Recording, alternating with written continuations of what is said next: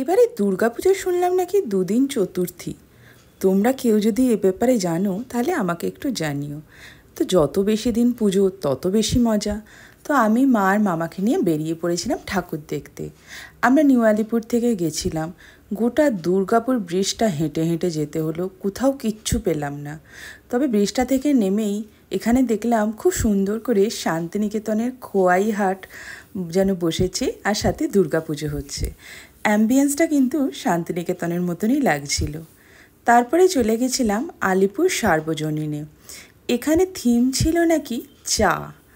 তো আমরা এই প্রথমবার এই পুজোটায় গেলাম এবং অনেকজনের কাছে শুনেছিলাম যে পুজোটা খুব ভালো হয়েছে, সেই জন্য দেখতে গেছিলাম। এবং দেখতে গিয়ে দেখলাম সত্যি ভালো হয়েছে।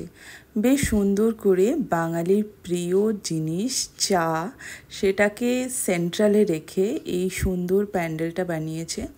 এবং ওরা চা মজদুরদের যে গল্প সেটাও তুলে ধরার চেষ্টা করেছে। যেমন চা টোকেন ইউজ হতো বাংলার চা বাগানগুলোতে, সেগুলোও দেখিয়েছে। আমরা খুব ভালো করে এইটা পুরোটা ঘুরে দেখলাম এবং আমাদের কিন্তু আলিপুর সার্বজনীনের এই পুজোটা বেশ ভালো লেগেছে। এবার এই প্রথম মনে হয় ওরা বড় করে করছে। এটা হলো মা দুর্গা। তবে অবশ্য গণেশ, লক্ষ্মী, সরস্বতী ওই যে নিচে ছোট্ট করে করা আছে, এটা একটু অদ্ভুত বটে। বাট ওভারঅল আমাদের এই প্যান্ডেলটা ঘুরে দেখতে খুব ভাল লেগেছে। ওখান থেকে বেরিয়েই এই সাবেকি মাকে পেলাম। যতই থিম পুজো বলুন, মাকে কিন্তু সাবেকি ধাঁচেই সবচেয়ে ভালো লাগে। তারপরে আবার হাঁটতে হাঁটতে চলে গেলাম চেতলা অগ্রণী। চেতলা অগ্রণীর থিম ছিল এবারে সমুদ্র মন্থন। এই যে দেখছেন ওপরের এইগুলোকে করতে চেয়েছে সাপ, মাঝে বসে আছেন মহাদেব এবং নিচে এই জলটাকে ওরা সমুদ্র বোঝাতে চেয়েছে। দিয়ে যেমন সাপে টানাটানি করে সমুদ্র মন্থন হয়েছিল সেটাকেই ওরা এখানে তুলে ধরতে চেয়েছে। এবং আমাদের কিন্তু চেতলা অগ্রণীর প্যান্ডেলটা ভীষণ ভালো লেগেছে। খুব ইউনিক একটা কনসেপ্ট, লাইটের কাজ খুব ভালো। এইটা দেখতে পাচ্ছেন ভেতরটা প্যান্ডেলে ঢুকে, এবং এই যে দুর্গা প্রতিমার সামনে এই যে কলসিগুলো মুভ করছে, এই জিনিসটা কিন্তু খুব ভালো লাগছিল। ওভারঅল আমাদের চেতলা অগ্রণীর পুজোটা কিন্তু দারুণ লেগেছে। তারপরে যাই হোক ভাগ্যক্রমে একটা বাস পেয়েছিলাম, দিয়ে চলে গেলাম আমরা রাসবিহারী এবং ওখানে ঢুকে গেছিলাম প্রথমেই বাদামতলা আশার সংঘ। এই পুজোটা কিন্তু ভালো হয়েছে, খারাপ না। তবে এই পুজোগুলোটা আগের বছরে আমি যখন গেছি তখন আরও বড় করে হতো। যত দিন যাচ্ছে মনে হচ্ছে যেন এই পুজোটা আরও ছোট হয়ে যাচ্ছে। তবে ছোট্টর ওপর ওরা ভালো করেছিল, মাকেও এখানে বেশ ভালো লেগেছিল। এবার ঘুরতে ঘুরতে তো পেয়ে গেছে খিদে, তাই ঠিক বাদামতলা আসার সঙ্গে সামনে এই দোকানটাতে চলে গেছিলাম। আর ওখানে গিয়ে আমরা নিয়েছিলাম দুটো ফিশ ফিঙ্গার। আমি আর মামাই খাচ্ছিলাম, কেন মা নবরাত্রি করছে তাই মা শুধু ডালের বড়া খেয়েছিল।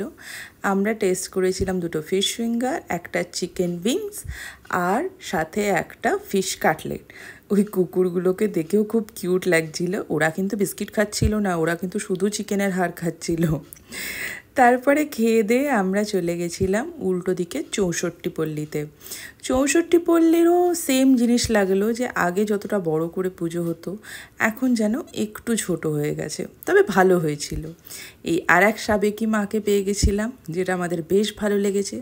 এরপরে বাসে চলে গেছিলাম মুদিয়ালিতে। মুদিয়ালিতে নেমে আমরা যখনই মুদিয়ালিতে আসি এই মিল্কোসটা আমরা খাই, এটা আমাদের ভীষণ ফেভারিট।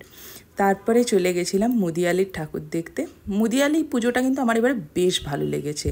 খুব সিম্পল থিম, পুরনো আমলে যেভাবে পুজো করা হতো এইগুলো প্রদীপ মতো বোঝাতে চেয়েছে। মা আছেন ডাকের সাজে, ওপরে এরম পদ্ম দেখিয়েছে। ওভারঅল মুদিয়ালির এই পুজোটা কিন্তু আমার বেশ ভালো লেগেছে। বেশ একটা নতুন আর পুরনোর যদি কোনো মেলবন্ধন হয়ে থাকে তাহলে সেটা মুদিয়ালিতে হয়েছে। আমরা সবাই এখানে মায়ের সাথে পোজ মেরে ছবি তুলে নিয়ে এলাম, বাইরে বেরিয়েও ছবি তুলে নিয়েছিলাম। আর গরম তো অসম্ভব ছিল, বাট সেই গরমেও আমরা খুব মজা করে ঘুরছিলাম। এরপরে মুদিয়ালির পাশেই চলে গেছিলাম শিব মন্দিরে। এখানে এরা বিশ্বহরি শিব মন্দির ছিল এদের থিম। বিশ্বহরি মেবি কোথাওকার শিব মন্দির, আমার ঠিক জানা নেই। তবে এদের এখানেও বেশ ভালো হয়েছে, খারাপ নয়। লাইভ মিউজিকও চলছিল ভেতরে, যারা গান গাইছিলেন। এখানকার মা দুর্গার সাজটাও আমার বেশ ভালো লেগেছিল।